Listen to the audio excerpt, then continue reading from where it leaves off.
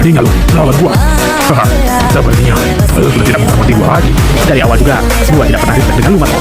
Gua berada di belakang lu, agar gua bisa memanfaatkan lu, supaya gua bisa mendapatkan jejak petunjuk Antonio. Memangnya, lu punya apa? Berani menentang gua dan juga Antonio.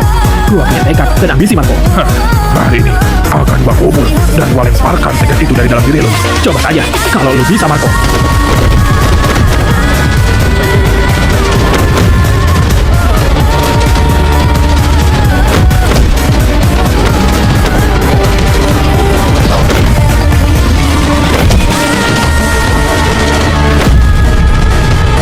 Selamat tinggal, Rama. Lu bukan lawan gua.